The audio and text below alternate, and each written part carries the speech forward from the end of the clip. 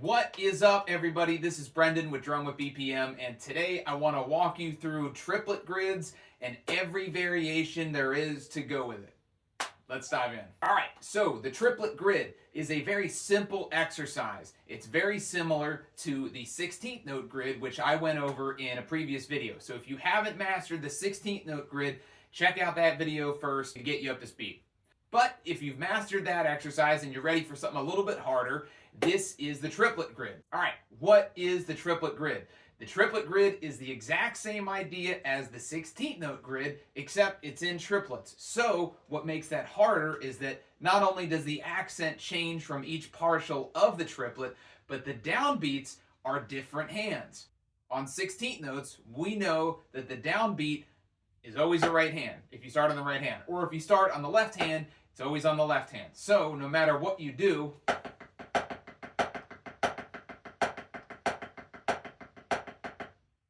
it's always going to end up back on the right hand. So the triplet grid is the exact same idea, except every accent changes hands. So this is where it gets more complicated and why you need to truly understand the relationship of downbeats. So let's go over the exercise. The exact same idea as the 16th note grid. The first variation is accents on every single downbeat. And you do that 4 times. So let's play that. Here we go. 1, 2, 1, 2, here we go. Cool? Pretty straightforward. Accents on every downbeat. Then the next variation, accents on the second partial of the triplets. Really important, as you already know, your left foot, or if you're marking time, doesn't matter what you're doing, your feet, you have to know the downbeat, because you're going to hear the accent and your brain's going to want to go, oh, that's the downbeat. But it's not. We know it's not because we're doing the grid exercise and we're moving the accent. So adding on the second partial sounds like this. 1, 2, here we go.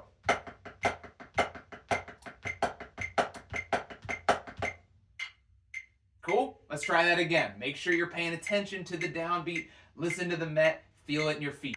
1, 2, here we go.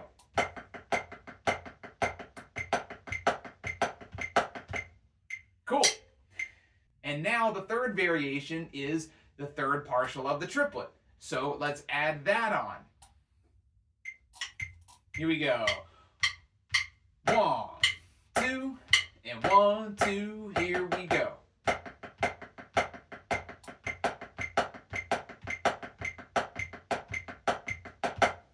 Cool?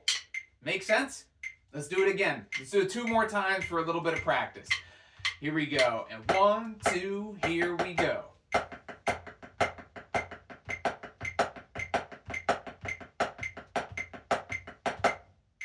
And 1, 2, last time.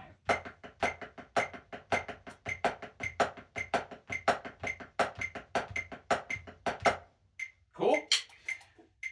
All right, now that's the first variation. That's the 4s. Play each accent 4 times.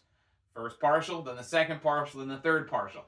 Now we go to the 2s, which means you play each accent 2 times and you repeat it twice. All right? So let's add that on. Here we go. 1, 2, 1, 2, here we go.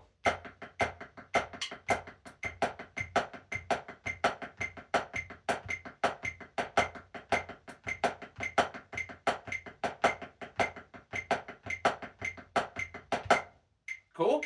Let's do that again. 1 more time to make sure we got it. 1, 2, here we go.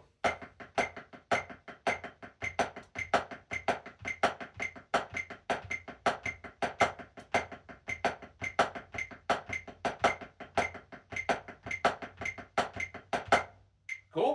Makes sense? Sweet. All right, now the last part is the 1s, where you play each accent 1 time. You'll notice that all the accents are with your right hand. And then the second half, all the accents are with the left hand. So let's take just the 1s because it's a little bit different.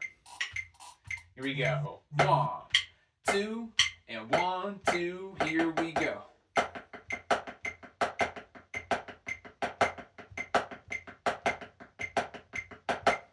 And you play that twice. 1, 2, here we go.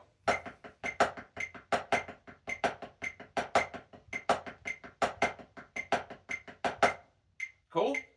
All right, now let's try and put the whole thing together. Each accent gets 4 beats, then each accent gets 2 beats, then each accent gets 1 beat. Cool, let's put it all together. We'll do it a couple times, make sure we got it. 1, 2, 1, 2, here we go.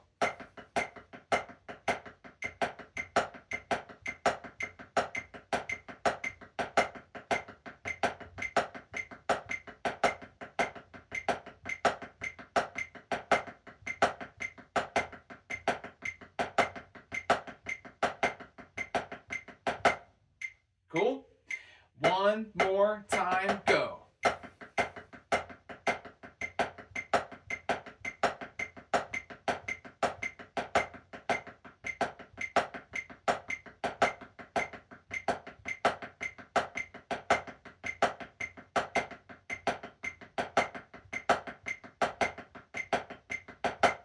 Cool.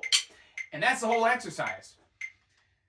But that's just the beginning, right? That's just the foundational idea. The idea here, make sure you clearly understand accents and taps, and make sure you truly understand downbeats and your relationship with your feet and your hands, right?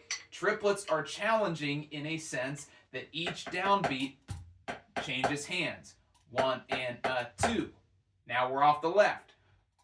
2 and a 3. We're back on the right, and then back to the left, and so on. This exercise is a mental challenge as much as it is a hands and chops challenge, depending on how fast or slow you take it. So, what can you do with this? What we just went over was level 1. That is the absolute foundation of what you can do with this exercise.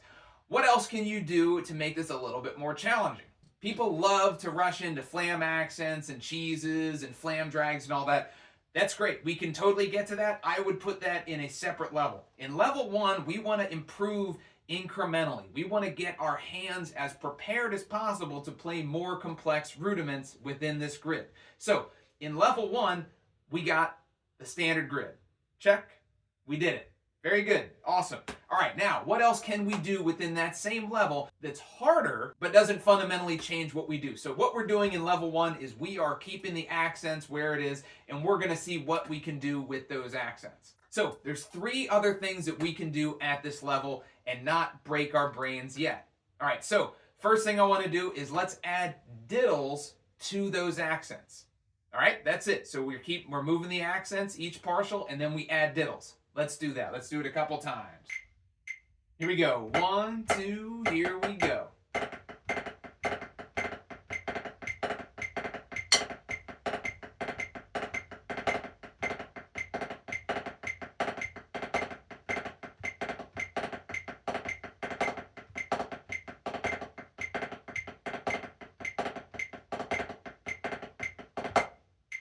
All right, cool. So the challenging part with that is now you have to understand diddles instead of just accents, right? Instead of just moving 1, 2, 3, 4, 1, 2, right? You got to think about adding a diddle. You got to think about squeezing or stroking out depending on the tempo you're at. Cool. So there's another level to it. It's harder, noticeably harder. It's something else to think about, but hasn't really changed the world yet. Cool. Another thing we can do is make all the accents flams. Sounds something like this. 1, 2, here we go.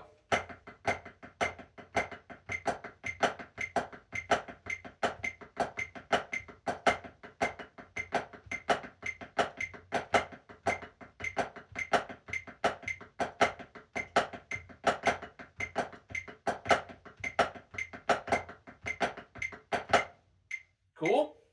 And the last thing we can do is we can make all of the accents buzzes, right? You buzz. You just squeeze your fulcrum and all your fingers if need be, depending on the speed or depending how long you want your buzzes, right? If you're doing like a concert roll, This is the same idea here. Right? There's 4 variations right there. Just the standard accent, make all of the accents diddles, make all the accents flams, and then make all the accent press buzzes. Cool? Press buzzes are super cool. They're a great tool because it causes you to over squeeze.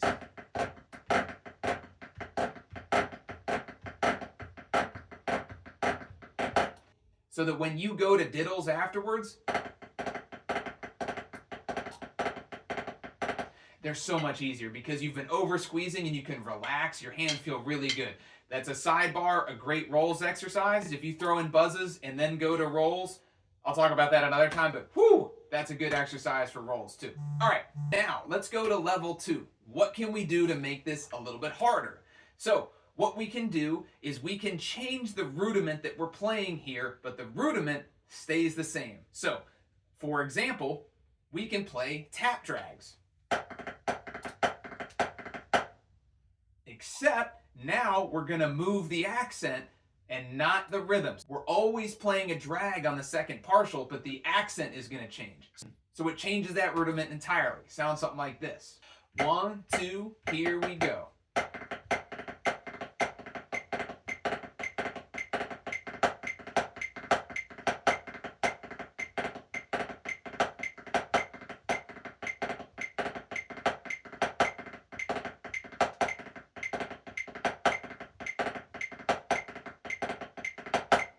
Cool?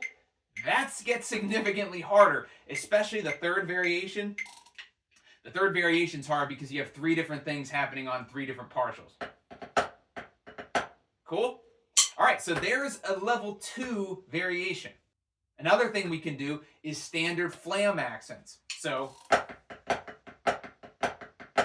right, standard flam accents, but the accents move. So that means flams will then change dynamics too. Flams will change between accents and taps. So it sounds something like...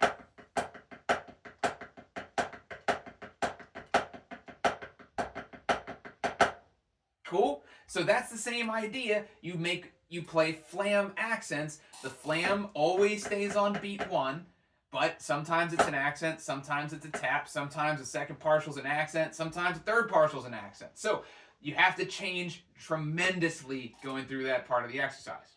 Another thing we can do is make all downbeats diddles. Sounds something like this.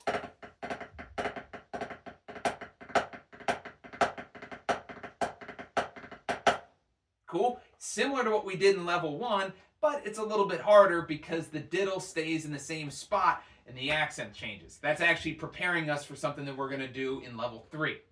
Another thing we can do is a little bit harder. I'd still put this in level 2, is tap buzzes. So instead of tap drags, we can do tap buzzes.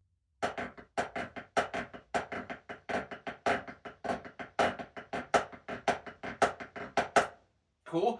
And obviously, you keep going, but obviously the third partial is the hardest one because you got 3 different things happening on each different partial. And then you got to relax. It's always challenging to relax after a diddle, after a flam, after a press.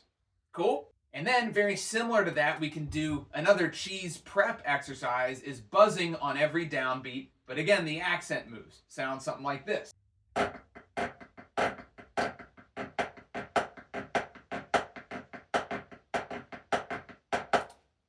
Cool? There are 5 more variations that you can do. And that's all building up to some of the standard rudiments that people love to grid. We can grid cheeses here.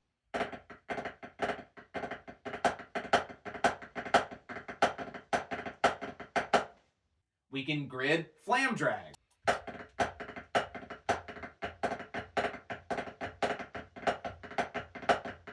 We can grid flam 5s. You can grid flam buzzes instead of flam drags. You can grid cheese buzzes instead of drags. And then, as a bonus, you can grid an entire new rudiment, the book report rudiment. Just move the accent the same way you would in the triplet.